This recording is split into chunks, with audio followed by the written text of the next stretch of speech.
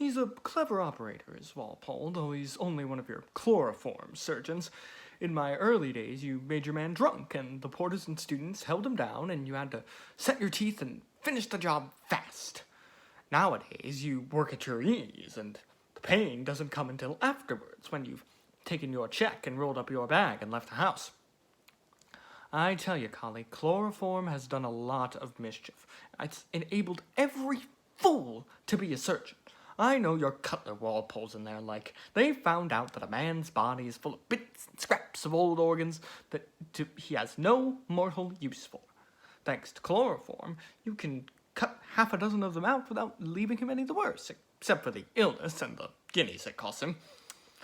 I knew the Walpoles 15 years ago. The father used to snip off the ends of people's uvulas for 50 guineas and paint throats with caustic every day for a year at 2 guineas a time. His brother-in-law extubated tonsils for 200 guineas until he took up women's cases at double the fees. Cutler himself worked hard at anatomy to find something fresh to operate on, and at last he got hold of something he calls the nuciform sac, which he's made quite the fashion. People pay him 500 guineas to cut it out.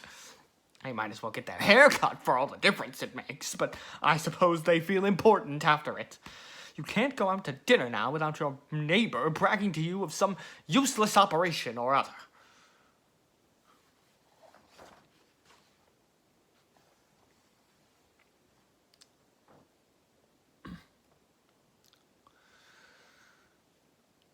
To be or not to be? That is the question. Whether 'tis nobler in the mind to suffer the slings and arrows of outrageous fortune, or to take arms against a sea of troubles, and by opposing end them. To die, to sleep, no more. And by a sleep to say we end the heartache and the 1,000 natural shocks that flesh is heir to.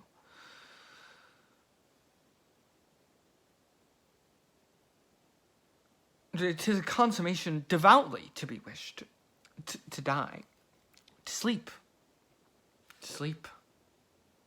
perchance to dream. Aye, there's the rub. For in that sleep of death, what dreams may come when we have shuffled off this mortal coil must give us pause.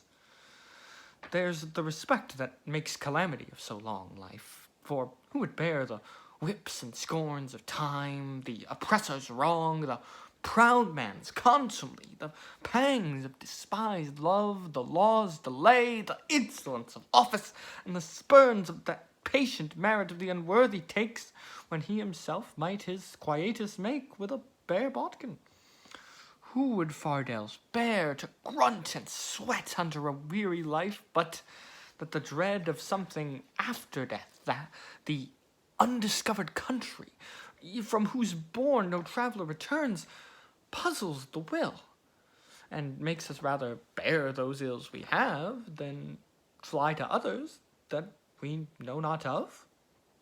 Thus conscience does make cowards of us all, and thus the native hue of resolution is sicklied over with the pale cast of thought, and enterprise of great pitch and moment with disregard their currents turn awry, and lose the name of action.